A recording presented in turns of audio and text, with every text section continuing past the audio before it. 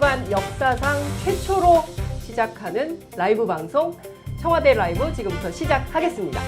박수가 너무 박수가 너무 장관이다. 네, 일부 사회를 맡은 저는 취재 편의점 장윤선 기자입니다. 이 방송은 청와대 춘추관 오픈 스튜디오 개관 기념으로 청와대 뉴미디어 풀 기자단 소속 9개 언론사가 정말 열심히 공동으로 준비를 했습니다. 자, 오늘 특별히 강훈식 대통령 비서실장 모시고 지금부터 공동 인터뷰를 진행할 예정인데요. 강 실장과 함께 국민주권정부 1년 성과 그리고 국민들께서 너무너무 궁금해하시는 여러 가지 현안들, 특히 핵심 질문들만 저희 기자들이 모으고 또 고르고 골라서 여쭙고 또 답을 듣는 그런 시간을 갖고자 합니다. 자, 우선 제 옆에 일부 인터뷰 함께 진행하실 두 분의 기자 나와 계신데요. 한 분 한 분 소개해 올리도록 하겠습니다. 자, 뉴스토마토 한동인 기자 나와 계십니다. 어서 오십시오. 네, 안녕하십니까. 네, 반갑습니다. 네, 반갑습니다. 네, 저 기자실의 제 뒷자리입니다. 네, 각별한 관계입니다. 네, 각별한 관계입니다. 자, 그리고 시사인의 김영하 기자 나와 계십니다. 어서 오십시오. 네. 안녕하세요. 네, 여기서 뵈니까 더 빛나 보이십니다. 자, 지금부터는 본격적인 인터뷰를 시작해야 되는데요. 오늘의 첫 방송을 빛내줄 분입니다. 강훈식 비서실장 제 옆에 나와 계십니다. 어서 오십시오. 네, 반갑습니다. 네. 반갑습니다. 강훈식, 이놈아, 유튜브 스타일로. 네, 자, 정말 어렵게 섭외를 했습니다. 오늘 아침부터 청와대 굉장히 많이 바쁘셨는데요. 일단 이 오픈 스튜디오 개관 기념으로 첫 번째 실장님을 만납니다. 우선 인사 말씀부터 듣도록 하겠습니다. 네, 대통령 비서실장 강훈식입니다. 청와대에 오픈 스튜디오를 만들었습니다. 뉴미디어 풀단이라고 해서 새로운 미디어의 환경에 적합하도록 저희가 오픈 스튜디오를 만들어서 국민 여러분께 직접 설명할 것들은 또 직접 하고 또 반대로 기자분들도 여기서 편안하게 오픈 스튜디오 안에서 국민들께 알리는 소식들을 알리고 청와대도 마찬가지로 알려야 되는 내용들에 대해서 긴급하게 대응할 것들은 대응하기 위해서 이런 공간을 만들었습니다. 첫 번째 출연자로 제가 나오지 않으면 이 스튜디오를 운영하지 못한다고 우리 장윤선 기자님께서 강제적으로 압박하셔서 안 나올 수 없었고요. 그리고 저도 이번 기회에 뉴미디어 기자님들 이렇게 뵙고 말씀을 좀 편안하게 나눌 수 있는 시간 됐으면 좋겠습니다. 고맙습니다. 네. 심지어 관훈 클럽도 마다하시고 저희 뉴미디어 풀 기자 제안이 안 왔습니다. 네, 저희들로서는 너무나 영광이고요. 그리고 오늘 정말 뜻깊은 자리가 되면 좋겠습니다. 대한민국에 뉴미디어 풀단이 생긴 것도 처음이고요. 그리고 또 춘추관 생긴 지 올해 36년인데 36년 만에 오픈 스튜디오라는 거를 처음 만들고 여기서 인터뷰도 또 처음 해보는 시간이다 싶습니다. 그럼에도 불구하고 저희들은 기자들이기 때문에 지금부터 애누리 없는 질문을 시작하도록 하겠습니다. 첫 번째는 뉴스토마토 한동인 기자가 준비했습니다. 지난 1년 대통령과 이제 가장 가까이 있던 사람이 이제 비서실장님일 텐데요. 국회에서 봤던 대통령과 지금 이제 청와대에서 본 대통령에 좀 차이가 있다면 어떤 점일지 좀 여쭙고 싶습니다. 대통령은 제가 여러 번 어디 방송 나가서도 말한 적이 있는데 늘 원래 처음부터 대통령이 준비된 사람처럼 일하고 계십니다. 그리고 실제로도 한결같이 대통령이 변하지 않고 일하고 있습니다. 근데 제가 우리 대통령의 놀라운 점을 느끼는 건 이 자리에서 처음 말씀드리는 것 중에 하나는 비서실장으로서 대통령을 가까이서 모시는 장점이 있는데요. 특히 정상회담 때 우리 대통령이 되게 두드러지는 걸 많이 느낍니다.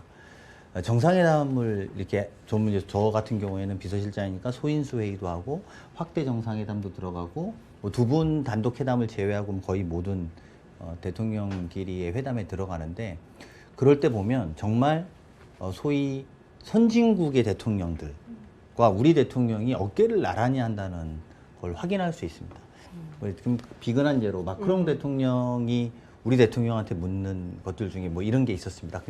에피소드 하나를 설명해 드리면 한국의 막걸리는 온라인으로 판매가 되는데 왜 와인은 판매가 안 되냐. 우리 와인도 판매가 될 수 있게 좀 해달라. 이런 요청을 이렇게 합니다. 근데 사실은 그 자리라는 것이 원고를 정해놓고 주고받고 하는 내용이 아니기 때문에 굉장히 당황스럽죠. 그럴 때 대통령께서 맞는 말이다. 그런데 한국의 막걸리를 술로 보면 안 된다. 한국의 막걸리는 한국인의 문화다. 네. 그 지역 거점마다 우리나라의 문화를 고유하게 지키기 위해서 만드는 제도이고 이 제도가 농민들과도 연결돼 있고 그렇기 때문에 우리가 지키는 것이지 술을 판매한다고 생각하면 안 된다. 뭐 이런 대화들을 주고받습니다. 그것뿐만 아닙니다. 뭐 사안에 대해서 선진국 대통령이 생각보다 굉장히 많이 학습한다라는 걸 느낄 수 있고요. 우리 대통령도 그 학습 능력과 그것을 풀어가는 능력에 대해서는 그 나라 대통령과 대화를 하면서 서로 대통령들끼리 아, 이 사람도 되게 실력 있는 사람이구나 이렇게 느끼게 되면요. 어떤 현상이 벌어지냐면 저희가 G7이나 그리고 G20이나 이렇게 국제의 여러 나라의 정상들이 모이는 자리에서 단독 회담의 요청들이 옵니다. 내가 지난번에 이야기해 보니까 이재명 대통령하고는 대화가 잘 됐어. 그러면 이제 또 봅시다. 그리고 그 다음에 뭘 좀 더 해봅시다. 그리고 이런 문제들을 같이 어떻게 풀어나가 봅시다라고 대화를 하게 됩니다. 비근한 예로 얼마 전에 우리가 G7에 갔지 않습니까? 네. 공개를 좀 이 자리를 빌어서 해드리면 네. 대통령 단독 회담을 다 소화하지 못했습니다. 아. 우리 대통령을 만나고자 하는 다른 나라 정상들이 더 많았고 우리 대통령 시간이 없어서 그걸 다 소화하지 못해서 다른 정상들에게 양해를 구할 정도로 우리 대통령이 한 번 만난 분들은 또 이야기하고 싶다, 또 말하고 싶다, 또 한국한테 이런 걸 요청한다 이런 것들이 많아서요. 그런 걸 보면 대통령의 학습 능력과 이런 것들은 국회의원 시절보다도 더 확장됐고 또 더 이 문제를 풀어가는 방식이 더 구체적이 돼서 아마 세계에서 지도자들과 어깨를 나란히 해도 되고 있다 이렇게 반증이다 이렇게 말씀드릴 수 있을 네. 것 같아요. 네. 이런 정도의 질문 강도 괜찮으시죠? 네, 뭐 지금부터 네. 조금 더 세질 수 있는데 네. 감당 가능하시겠습니까? 네, 뭐 안 되면 일어나야 되죠. 네, 저희가 모두 이제 세 분야에 나눠서 질문을 드리는데요. 저희들이 맡은 것은 정치 분야입니다. 정치 분야 먼저 질문 준비하겠습니다. 분들께서 양해해 주실 거라고 생각하고요. 재밌으시면 댓글 그리고 구독, 좋아요, 알림 설정 꼭 해주시기 바랍니다.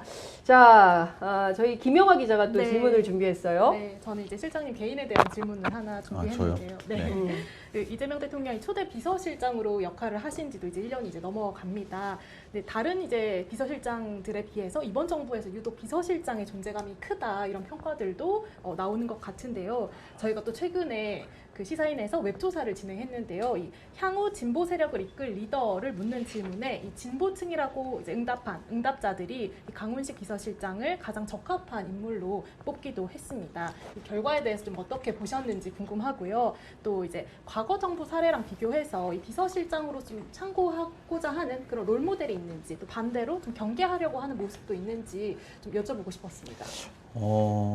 저는 일단 대통령 임기가 4년이나 남았는데 뭐 차기, 향후 뭐 이런 게 나오는 게 개인적으로는 좀 많이 불편합니다. 대통령이 더 일할 수 있게 움직여야 되고 또 그런 것보다는 우리 대통령이 하시는 일 그리고 국민들을 위해서 노력하는 것이 더 집중됐으면 좋겠다고 생각하고 지금 우리가 국정 2년차의 목표로 삼고 있는 대체불가 대한민국이 어떻게 완성돼 나가는지를 하는 게 더 집중이 필요하다고 생각하고요.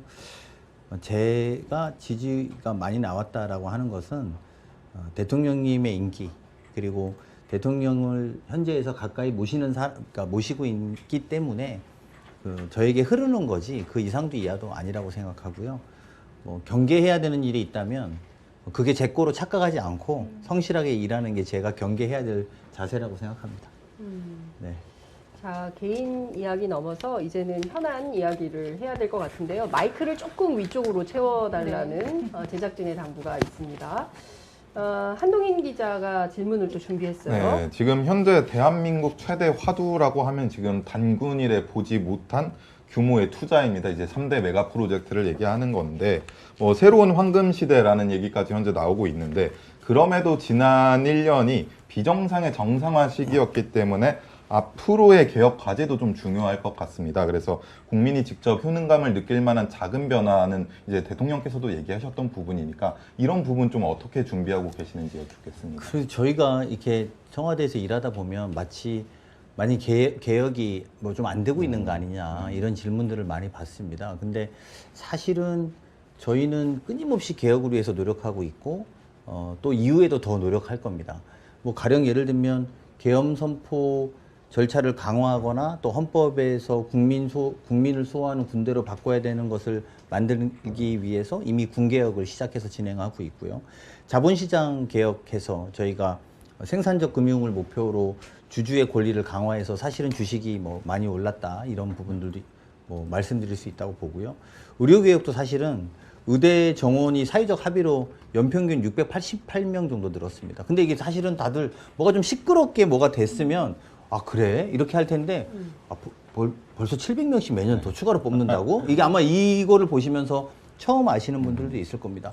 의료개혁 문제 지난 정부 때 뭐 이렇게 시끄러웠지만 사실 뭐가 진행도 되지 않고 그랬지 않습니까? 근데 벌써 우리는 연평균 688명의 새로운 의사들을 늘려서 의료 공백을 채우고 또 향후에 있겠습니다만 지필공이라고 해서 지역 의료를 필수 의료를 강화하는 것들도 저희가 준비하고 있고 차질 없이 진행되고 있다고 말씀드릴 수 있고요.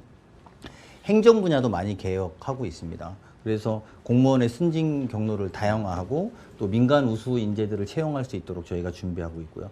노동개혁에 있어서도 노란봉투법부터 또 노동 현장에서 벌어지고 있는 산재와의 전쟁을 선포했고 또 이런 것을 예방하고 대통령이 연일 강조하고 계십니다. 그래서 이런 것들의 개혁들은 이미 또 이렇게 진행돼 왔고 앞으로도 더 많은 개혁 과제들이 테이블에 있는 만큼 저희가 더 정진해서 열심히 해나갈 것이라고 말씀드리겠습니다. 그러면 지금 1년 차라서 아직은 잘 모르겠는데 개혁의 효과가 뭔지라고 하시는 분들도 시간이 지나면 지날수록 느낄 수 있을 거라고 확신하고 일하고 있습니다. 네. 실장님 다음은 제가 좀 질문을 드리려고 하는데요. 사실 온 국민이 보기에 그 단군 이래에 듣도 보도 못한 숫자가 나온 겁니다. 4,755조의 투자.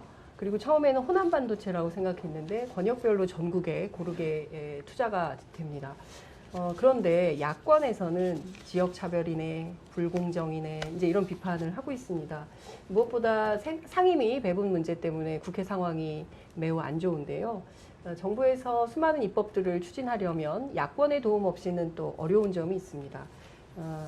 어떻게 좀 풀어가시겠습니까? 국민의힘하고 어떻게 잘 지내야 되는데 어떻게 생각하십니까? 아니 저희야 잘 지내려고 하죠, 당연히. 그리고 대통령께서도 아시겠습니다만 윤석열 대통령 시절에 우리 야당 대표인 이재명 대표를 만나는데 한 2년 몇 개월 걸리지 않았나요? 맞아요. 제 기억에 그랬던 것 같은데요. 지금 장동혁 대표 벌써 몇 번 봤는지 모를 정도로 여러 차례 뵙고 있고 저희는 늘 국회 협조를 구하는 입장입니다.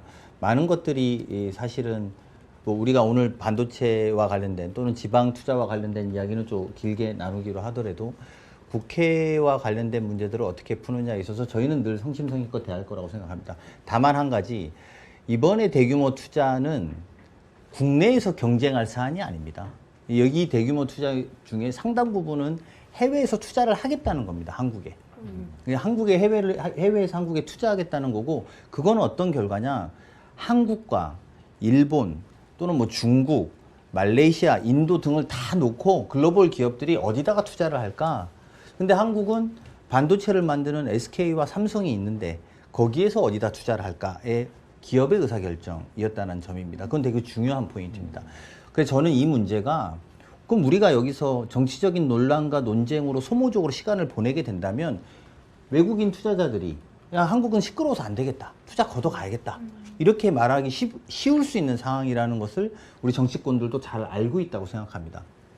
한미투자법과 관련해서도 되게 여러 가지 논쟁들은 있었습니다만 결국은 야당도 국익 앞에서 같이 겸허하게 그 법안을 통과시키고 기구를 만들었던 것처럼 이 사안도 조금 지금은 당장 발표되니까 아, 우리 동네에는 뭐가 없어? 왜 우리 동네 쪽으로는 좀 더 안 왔어? 이런 서운함이 있을 수 있겠지만 조금 시간을 가지고 보면 아 글로벌 기업들이 투자를 하는 금액이구나. 한국 기업이 물론 중심이 되어 있지만 그러면 이 투자가 우리가 이렇게 소모적으로 한다면 다른 나라로도 갈 수 있다는 소리구나. 이런 결정을 알게 되신다. 또 알고 계실 거라고 보는데요. 그런 것들이 좀 국민 여러분한테 확인이 되고 공유가 되면 정치인들도 국익 앞에는 다 대동단결해서 한마음 한뜻으로 목소리를 내주실 것이고 그러면 관련된 법이라든지 제도를 정비하는 데도 함께 속도를 내주실 거다 이렇게 믿고 있습니다. 네. 다음은 한동희 네. 기자 준비한 질문이요. 또 지금 7월 맞아서 사실 6월 3일 지방선거가 이제 곧 있으면 한 달이 되는데 일단 누군가의 승패를 떠나서 서울시장 선거에서 확인됐던 자료로 좀 보여졌던 게 2030의 민심의 변화가 조금 있었던 것 같습니다. 그래서 실장님은 이 부분을 좀 어떻게 보시고 미래 세대를 설득하기 위해서 어떤 생각을 가지고 계신지 좀 궁금합니다. 이 방송 보시는 분들께 제가 사실은 요즘에 2030 청년 공부를 엄청 열심히 합니다. 네. 개인적으로. 왜냐하면 저희가 해야 될 일이라고 생각해서 그렇거든요. 제가 지금까지 중간 보고 겸 국민 여러분들께 또 시청자분들께 알려드리면 제가 73년생인데요. 제가 태어났을 때 국민소득은 얼마나 될까요? 한번 맞춰보세요. 모르시죠? 네. 대통령은 60년대생인데요. 60년대생은 얼마나 될까요? 우리 대통령이 저보다 한 10년 위신데. 우리 대통령 60년대에는 100달러 남짓됩니다. 우리 국민소득이. 저는 400달러 남짓한 세대입니다. 00년대생은 12,000달러 시대의 사람입니다. 그러니까 저희는 기성세대는 개도국 사람입니다. 인식을 명확히 해야 됩니다. 그리고 지금 태어난 친구들은 선진국 사람 또는 중진국 이상의 사람들입니다. 그러니까 여기서 생기는 저는 갭이 굉장히 다르다고 봅니다. 여기서 생기는 공정과 정의의 인식 자체의 차이, 이런 것들이 매우 다르다고 생각합니다. 이렇게 좀 표현하면 그렇지만 개발도상국 시대에는 국가가 함께 뭘 좀 해보자 이러면 저희 같은 70년대생보다 더 위의 선배들까지 저를 포함해서 국가가 좀 하자는데 우리가 나라를 위해서 해야지. 그리고 저 어렸을 때도 금모으기 운동 이런 거 해도 당연히 해야지. 이런 인식들로 생각하고 살았던 시대입니다. 그리고 고도 성장을 했던 시절입니다. 가령 예를 들면 야 중소기업이라도 가도 열심히 해봐. 그러면 열심히 하면 대기업이 되는 게 흔한 일이었어요. 근데 지금은 중소기업 가서 이렇게 젊은 친구들 중소기업 가서 열심히 해봐 이러면 뭐야 이제 이런 반응이거든요. 저희 개도국 시대의 사람 임의적으로 그렇게 개도국이라고 말하면 이 사람 시대에는 불평등과 불균형이 예를 들면 사회적 약자도 막 발생됐고 그리고 기득권에 대한 저항 전선들도 되게 명확한 시대였다면 지금부터는 그런 게 아닌 겁니다. 어느 정도 균형도 많이 왔고 이 선진국 세대의 사람들이 볼 때는 좀 돼 있는데 내가 불공정하게 넣고 내가 삶이 좀 어려운데 이렇게 느끼고 있는 부분들이 있다고 생각합니다. 그래서 더 각별한 이해와 소통이 되게 절실하다고 보고요. 이런 사람들을, 이런 분들을, 이런 청년들을 객체로 삼는 것이 되게 두려운 일이다. 그러니까 우리가 시혜적으로 뭘 해줄 테니까 청년들 만족하지. 제가 어디서 누가 그러더라고요. 별로 좋아하지도 않는데 와서 자꾸 남녀가 사귈 때 좋아하지도 않는데 자꾸 야 내가 돈 좀 더 줄게. 뭐 맛있는 거 사줄게 이러면 기분 좋겠냐. 더 기분 나쁘다. 호감을 보이는 행동을 해라. 그 기성세대한테 그런 요구를 하는 젊은 친구들의 목소리를 들은 적이 있었는데요. 저희 정부가 그런 매력적인 정부가 돼야 된다고 생각하고 그런 것 중에 일환으로 청와대 안에도 조만간 청와대 펠로우십을 만들어 볼 겁니다. 그래서 청년들이 이 의사결정에 대해서 평가하고 또 그것들을 반영하고 이런 것들을 할 수 있도록 좀 해서 조금 더 다가가는 방식에 있어서 그들에게 우리가 마음을 같이 하고 있다. 뭘 베풀어 줄게의 관점보다도 너희들의 마음을 좀 안고 해보겠다. 이런 것들을 할 수 있도록 구조를 짜고 있고 아마 준비가 되는 대로 여러분들도 알려드릴 수 있을 거라고 생각합니다. 그렇게 하면서 청년 세대들과의 접점을 넓혀가는 것. 그리고 저도 참고로 지난주에 원래 국제도서전 다니는 사람은 아니었는데 지난주에 국제도서전을 갔어요. 네. 그거 좀 한번 간다고 그래서 국제도서전 가니까 정말 많은 젊은 친구들이 진짜 2030 친구들이 정말 가득했고 또 머지않은 시간에는 게임도 직관으로 한번 가보려고 합니다. 그래서 우리가 같은 취미를 공유할 수 있고 같은 주제를 논의할 수 있다는 것들을 자꾸 확산시켜야 기성세대와 또 기존의 새로운 세대들이 이야기하면서 좋아질 거라고 생각하고요. 그런 데서부터 시작하겠습니다. 여기 와서 청년들 일자리 10만 개를 위해서 돈을 얼마 쓰겠습니다. 이런 관점 자체를 버리는 것부터가 저희가 해야 될 일이 아닐까 이런 생각입니다. 네, 오늘 뉴스가 많이 나오는 것 같습니다. 자, 그리고 우리 김영화 기자가 또 질문을 준비했어요. 실장님께서 청년 공부하고 있다 이렇게 얘기해 주셨는데 사실 지금 여권 내 분열 상황에 대한 우려와 또 지적들도 많은 것 같습니다. 그런 가운데 오늘 이재명 대통령과 문재인 전 대통령 이제 청와대 오찬이 진행됐는데 조금 전에 이제 정무수석이 이제 당내 단합이라든지 외연 확장 그런 뜻을 같이 했다라는 취지로 이제 설명을 하기도 했습니다. 그런데 어쨌든 배석을 하셨으니까 좀 같이 좀 보시면서 이 당내 갈등과 관련한 언급들에 있어서 좀 부연해 주실 만한 내용들이 있었는지 궁금하고, 현재 지금 이 지지층 간의 분열 상황, 또 당내 갈등 상황 이런 것 좀 어떻게 해결해야 된다고 보시는지 궁금합니다. 사실은 비공개 때 말씀드리는 걸 브리핑으로 정무수석이 하셨는데 비서실장이 더 뭐 밝히는 것은 뭐 적절하지 않을 수 있습니다. 그리고 또 어쨌든 이 밝히는 것은 우리 문재인 대통령 측과도 상의를 해야 되는 문제라서 제가 더 앞서 나간 말들을 하기는 조심스럽다는 걸 전제하되, 전반적으로 깊이 있고 편안하고 서로 뜻이 통하는 지점이 많게 대화를 한 것이다. 여기까지는 제가 확인해 드릴 수 있다. 이렇게 생각합니다. 무슨 이견이 있거나 생각이 다르다는 것을 자꾸 보려고 하지 말아 주셨으면 좋겠고, 두 분이 같은 마음 같은 뜻으로 어쨌든 민주 진보 진영이 큰 뜻으로 함께 모아야 되고, 또 그런 것에 동시에 외연도 확장해야 되고, 이런 것들을 다 아우르는 역할들을 서로 이야기하신 거다. 이렇게 생각해 주시는 게 제일 좋을 것 같습니다. 메뉴가 전부 문재인 전 대통령께서 좋아하시는, 문재인 대통령께서 강조를 많이 했던. 대통령, 그러니까 우리 대통령께서, 네. 이재명 대통령께서 각별하게 모셔야 된다 이렇게 생각했고, 네. 거기에 걸맞게 또 예우를 다해서 모셔는 마음으로 준비했습니다. 네. 네. 맛있었습니까? 저는 늘 말씀드리지만 대통령과 식사를 할 때는 뭘 먹었는지 기억이 잘 안 납니다. 뭐 어디로 들어가는지도 모릅니다. 그냥 뭐 먹고 있는 거죠. 저도 뭐 그렇습니다. 네, 매우 궁금했습니다. 네. 자, 끝으로 제가 질문 하나만 드리고 간단하게 답변 받고 그리고 2부로 넘어가야 될 것 같습니다. 벌써 시간이 금방금방 지나가고 있어서요. 오늘 시간 좀 괜찮으시죠? 아닙니다. 대통령 오실 거니까요. 아, 네. 사실은 좀 제가 천천히 오시라고 아니요, 대통령이 이제 아까 문재인 대통령님 만나시고 네. 지금 또 다른 일정을 하시러 헬기를 타고 가셨어요. 근데 저도 원래 멤버였는데 같이 모시고 가야 되는데, 세상에. 제가 아까 대통령님한테 오늘 죄송합니다. 제가 오늘 요 이야. 방송을 네. 하기로 했다 그래서 뭐 갔다 와서 보자고 하고 가셨기 때문에 오시기 네. 전에 준비를 해놔야 돼서. 아, 그렇구나. 네. 네, 알겠습니다. 빠르게 여쭙겠습니다. 그 물가 환율 때문에 특히 이제 2030 청년들이 많이 어렵다. 특히 30대 여성들이 뭐 가까운 여행이라도 가고 싶은데 달러가 너무 비싸져가지고 엄두가 안 난다. 이런 걱정합니다. 정부 대책이 좀 있을까요?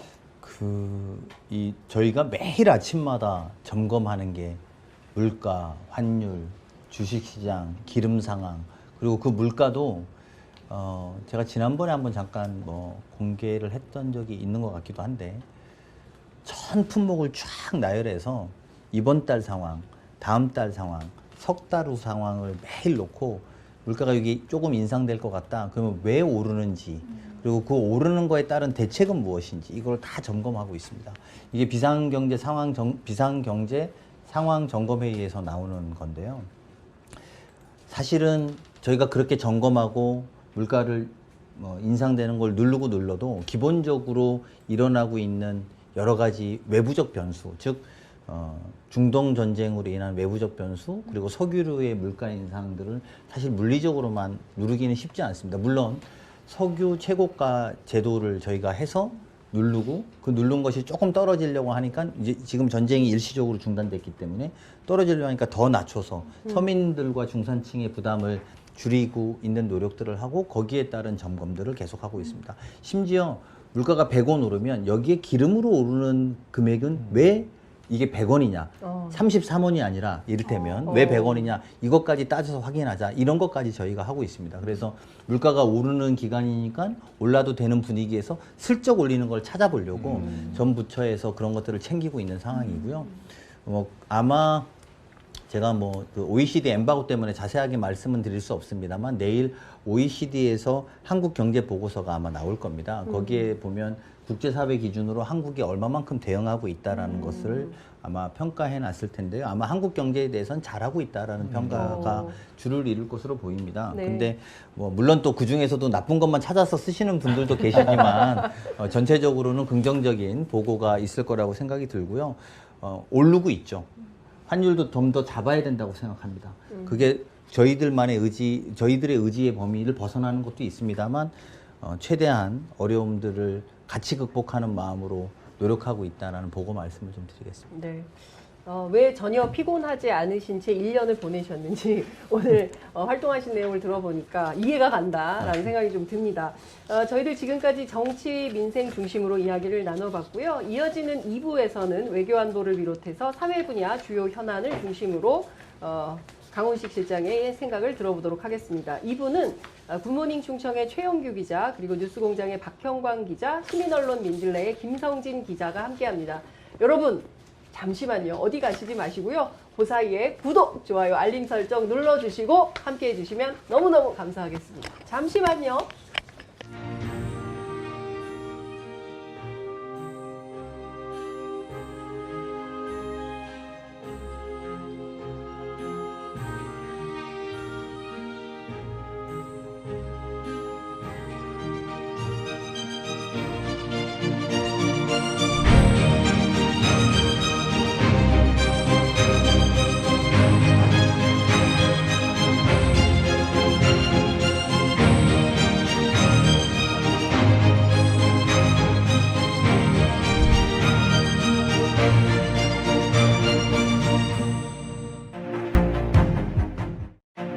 준비해서 예. 아까 말씀드린 대로 순서 1번 들어와 있습니다. 도출생 아까 이야기했는데 한 번 더. 네. 뭐?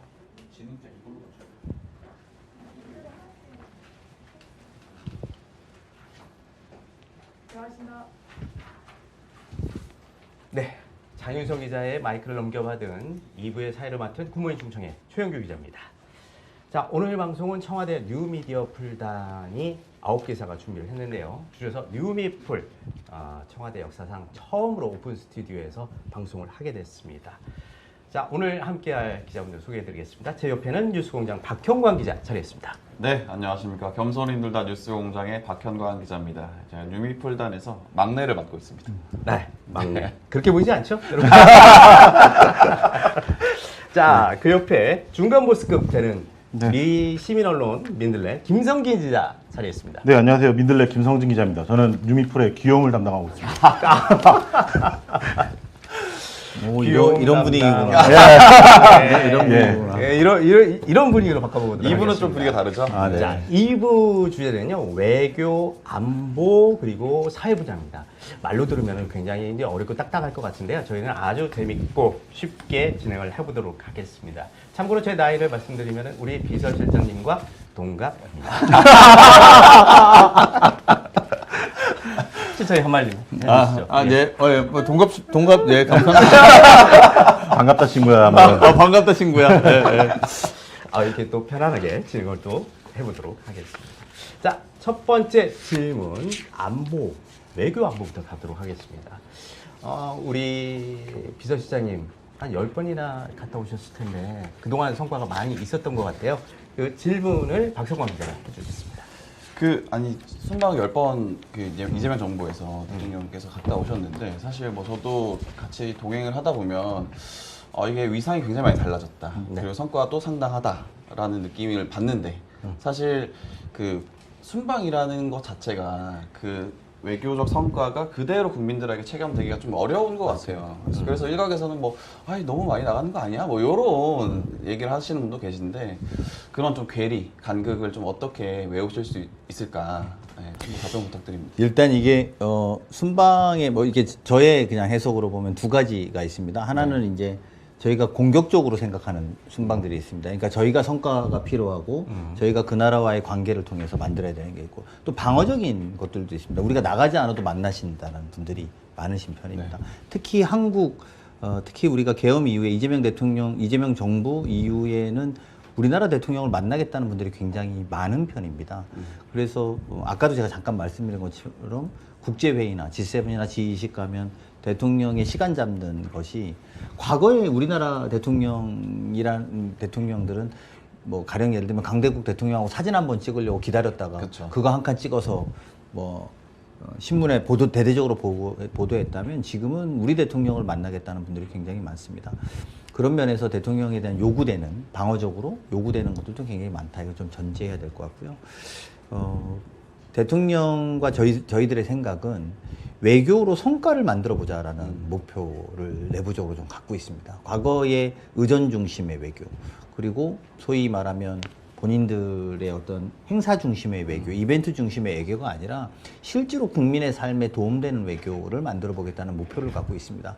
5년을 놓고 본다면요, 저희 생각에는 1, 2년 차, 그리고 심지어는 3년 차까지 좀 집중적으로 가야 그 뒤로 4년 차, 5년 차에 성과가 날 거라고 봅니다. 4년 차, 5년 차 때는 우리도 마찬가지인데요. 우리에 오신다는 해외 국빈들이 계시지 않습니까? 근데 임기 말에 오시면 별로 깊이 있는 대화를 할 수 있는 게 없습니다. 이제 이분 그만두시고 1년 뒤에 가실 텐데, 6개월 뒤에 가실 텐데, 우리 요구를 말한다고 해서 될까? 다음 대통령하고 이야기해야 되는 거 아니야? 이렇게 생각하는 부분이 있습니다. 그래서 가급적이면 저희들의 생각으로는 1, 2년 차, 뭐 길게는 3년 차까지 열심히 해외 순방을 간다. 그리고 두 번째는 이것으로 정상회담, 외교를 성과를 구체적으로 만들기 위해서 지금 제외 공간을 다 재편하고 있습니다. 재편한다는 것은 과거에 제외 공간이 제외 동포들을 관리하는 정도 수준에서 지금은 수출이나 또 기업 진출, 문화 이런 것들을 이어지는 K 이니시티브 확산의 허브로 만들자라는 내부적 목표를 갖고 진행하고 있다는 점입니다. 이것들이 성과가 집권 3년차, 4년차에 드러날 수 있도록 저희가 준비하고 있고요. 그래서 공간, 또 진출 기업, 공공기관이 팀 코리아라는 협력 체제를 강화해보자 이렇게 되고요. 이후에 또 그런 결과를 바탕으로 집권 후반부를 뒷받침해야겠다고 생각합니다. 올해만 정상회담이 52차례 잡혀 있습니다. 많이 잡혔네. 매주 한 번씩 하는 꼴이네요. 그렇습니다. 네. 52차례. 그러니까 그건 지금까지 기준이죠. 상반기 기준으로. 이 뒤에 더 오실 수도 있잖아요. 요청이. 그렇죠. 그러니까 이렇게 물론 이제 상대국에 따라서 못 오겠다고 하시는 분들도 있고 이러는 건데, 그러면 이 52차례 실제로 일수로 따지면 한 100일 가까이 될 수도 있지 않습니까? 이거는 G20이나 뭐 G7 같은 국제회의를 빼고 한 숫자입니다. 그러면 사실은 굉장히 많은 숫자라고 봐야 되거든요. 근데 이런 것들을 성과로 이런 것들을 성과로 만드는 계기로 저희가 삼아야 되는 것은 대통령으로서는 너무 당연한 결정이고, 그런 것들 앞으로 뒷받침해 나갈 생각입니다. 그리고 MOU가 이제 실행되기까지는 조금 시간이 걸리니까요. 그렇죠. 네. 저는 방금 말씀 나온 김에 좀 성과 이야기를 좀 이어가고 싶은데, 너무 많은 이제 외교적 요구가 있다 보니까 대통령님께서 다 가실 수 없으니 우리 실장님께서 직접 특사로 좀 뛰시는 모습을 국민들께서 상당히 좀 인상 깊게 보셨을 것 같습니다. 특히 최근에 이제 60조 원 규모에 달하는 캐나다 잠수함 프로젝트 우선 협상 대상자가 이제 조만간 좀 발표될 거다, 이런 또 전망이 있는데, 우리 또 실장님께서 직접 방산 특사로서 현장에 뛰셨던 분이어서 좀 결과가 좀 어떻게 나올지 좀 궁금한데, 혹시 전망 어떠신지 한번 말씀 좀. 대통령님 워딩에 국민들한테 말씀드린 워딩의 답은 있는데요. 기대는 하지만 낙관하기는 쉽지 않은 상황입니다. 뭐 이렇게 표현하셨는데요. 사실은 캐나다는 한국하고는 완전히 대칭적 구조를 갖고 있는 나라입니다. 서로 윈윈할 수 있는 게 굉장히 많습니다. 공부를 해보면 가령 석유, 가스, 광물 등의 천연자원이 굉장히 풍부합니다. 그리고 청정의 에너지가 굉장히 많고요. 근데 또 여기가 AI로 노벨상 받은 분들이 또 굉장히 많은 나라입니다. 근데 여기에 또 뭐가 없냐, 반대로 AI를 이용한 제조업 등등은 거의 없습니다. 반도체를 만드는 나라가 아닙니다. 궁합이 잘 맞네요. 그렇죠. 그리고 우리는 이런 게 필요한 게 이게 딱 이 아구가 맞는다고 할까요? 그리고 우리나라는 반대로 반도체, 조선, 뭐 광물 재련, 첨단 산업 이런 우리 광물 능력도 굉장히 재련에 대해서는 미국도 굉장히 인정해 주거든요. 그래서 첨단 산업부터 기관 제조업까지 우리나라는 굉장히 뒷받침이 잘 돼서 이게 같이 협업하면 굉장히 힘이 되는 나라이긴 합니다. 그런데 또 반대로 우리의 경쟁국인 독일은 잠수함 기술 선두 국가라는 장점을 갖고 있고, 무엇보다도 나토의 핵심 국가라는 장점이 있습니다. 그래서 사실은 아마 캐나다가 이 안에서 고민들을 할 텐데요. 뭐 지금 스코어로 물어보시면 저는 50대 50 정도 상황이고, 제가 마지막에 뭐 이 자리를 빌어서 말씀드리면, 캐나다의 뭐 어쨌든 핵심 의사결정 하시는 분들, 제가 1월 달에도 한 번 가고 6월 달에 2번 이렇게 갔다 왔는데, 설득하러 간 거죠, 주로는. 근데 마지막에 제가 이야기하면서 내가 아무리 생각해봐도 독일보다 우리가 나은 파트너라고 나는 확신합니다. 근데 이게 외교에선 되게 무례한 이야기일 수도 있습니다. 그렇죠. 자국을 당연히 홍보하는 건 맞지만 비교해서 말하는 건 참 쉽지 않거든요. 그래서 만약에 당신들이 들은 보고 중에 한국이 밀리는 거 있으면 나한테 말해봐라. 이렇게까지 담대하게 말을 했고요. 다만 이제 그게 반영될지 안 될지는 그 나라 자국의 결정의 외교적인 문제라든지 뭐 이런 거 다 고려해야 됩니다. 가령 또 다른 이야기지만 캐나다 인구가 4천만인데 독일 인구 비성이 200만입니다. 한국 사람은 20만이고요. 그 나라 안에서의 여러 가지 정치 환경이나 사회 환경들을 고려해 보면 독일이 굉장히 가까운 나라죠. 우리로 따지면 지방의 한 도 정도가 한 국민들이 다 그 독일 사람으로 구성되어 있는 거기 때문에 쉬운 결정은 아닐 거라고 봅니다. 하지만 우리는 성실하게 실현 가능한 제안을 했고 제가 그렇게 자신감 있게 말할 수 있을 정도로 제안을 했고 그쪽도 아마 신중한 판단을 하고 있을 거다 이렇게 생각합니다. 사실 그 실장님께서 그 좀 의사결정의 어떤 유연성을 좀 정치인 출신으로서 좀 보여주시는 것 같은데 내부적으로 좀 궁금한 게 있습니다.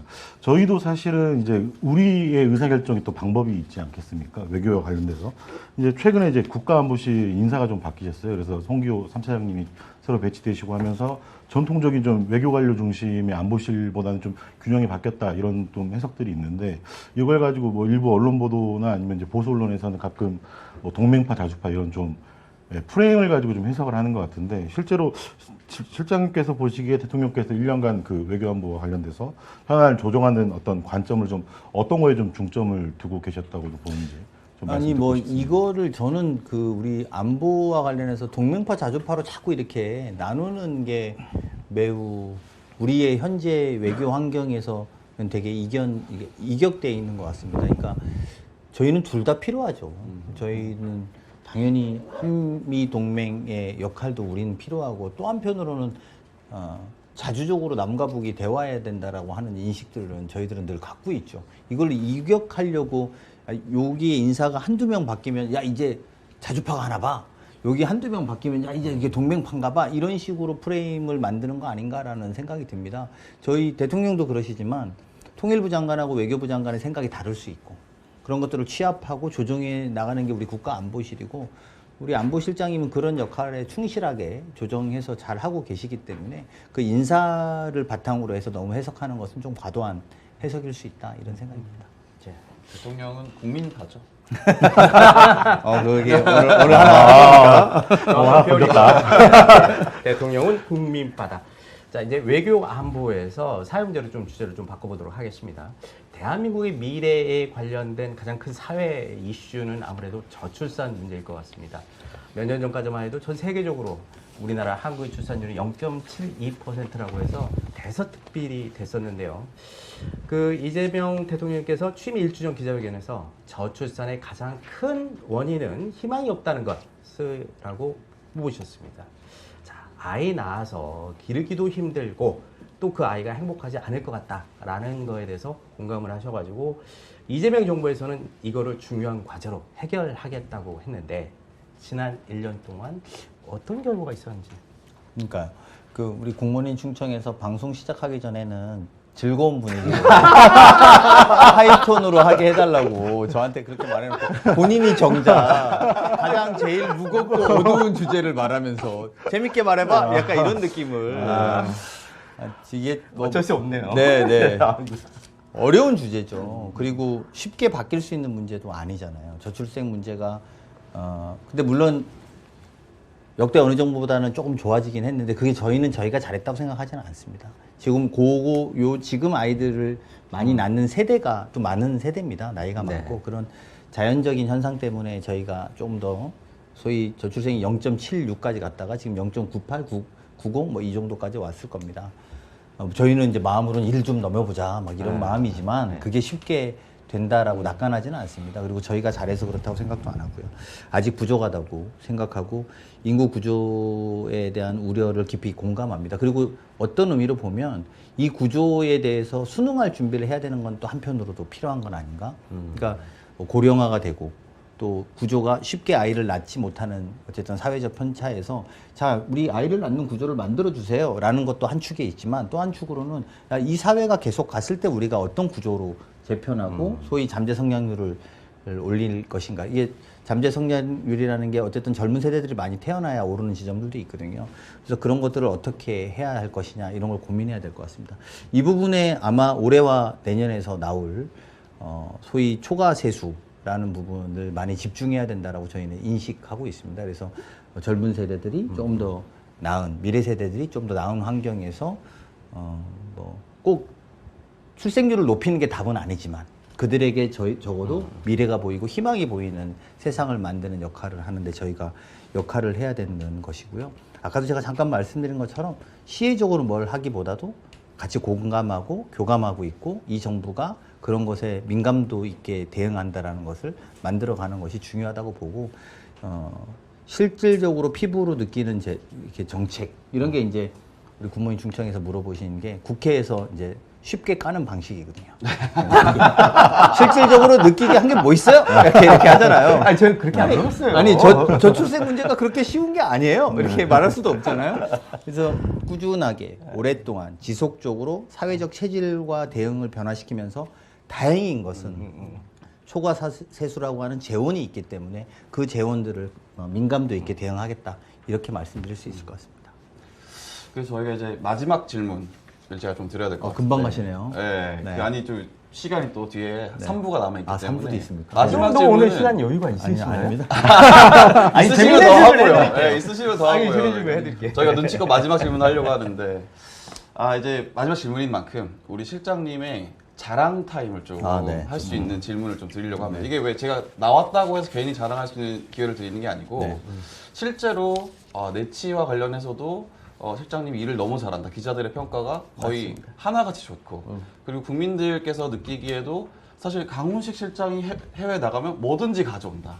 뭐든 해결해서 온다. 이걸 느끼지 않습니까? 그중에 뭐 원유가 아주 그냥 대표적이죠. 그렇죠. 예. 네, 원유왕으로 불리고 있을 정도로 그럴 정도니까 이제 사실은 이제 비서실장이 어떤 대통령의 특사 자격으로 해외에 나가서 외국 정상을 만나서 뭐 협상을 하는 일이 굉장히 이례적인 일인데 자주 있었단 말이죠. 이번 정부 들어와서는 이런 협상 과정에서 좀 에피소드 왜 외교관은 할 수 없는 강훈식만 할 수 있는 그런 네. 일들이 있었을 것 같아요.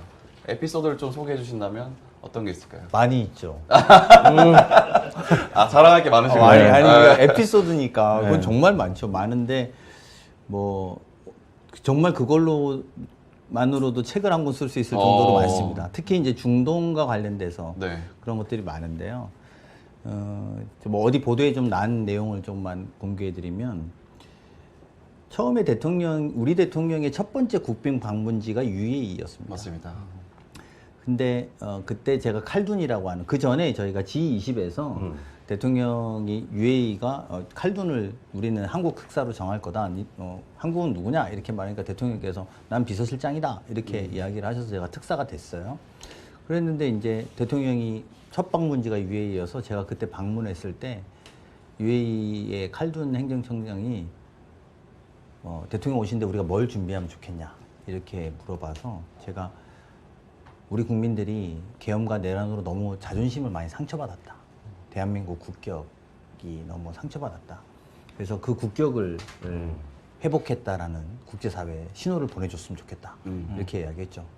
그랬더니 이제 대통령이 비행기 타고 들어오실 때 전투기가 따라붙고 그렇죠. 궁에 들어가셨을 때 이렇게 머리 돌리시는 분들도 하고 예. 그렇게 그게 뭐 세계 또 되게 중요한 문화유산이라면서요. 그런 걸로 최대의 예우를 그래서 뭐 전 세계 제일 강한 나라가 왔을 때보다 우리는 한국을 더 예우했다. 이렇게 말씀해 주셨을 때 엄청 감동이었고요. 그때 이제 느꼈던 것 중에 하나가 그 나라 대통령과 칼둔 우리 대통령께서 이렇게 비공개 회담들을 할 때 저도 배석을 했었는데 어려울 때 도와주는 게 진짜 친구인데 우린 진짜 친구로 지내자고 한 적이 있어요. 근데 UAE의 전쟁이 나자마자 저는 걱정이 돼서 칼둔한테 문자 메시지를 보냈죠. 잘 지내냐? 네.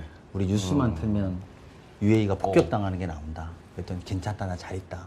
뭐 이런 이야기를 주고받다가 어느 지점에 전쟁이 시작됐을 때 호르무즈로 기름을 구하는 배들이 못 들어가고 전쟁이 났으니까 안에는 이미 한 2달 전에 출발한 배들이잖아요. 그 앞에 4척이 있는데 못 들어가는 거예요. 기름을 구하러. 네.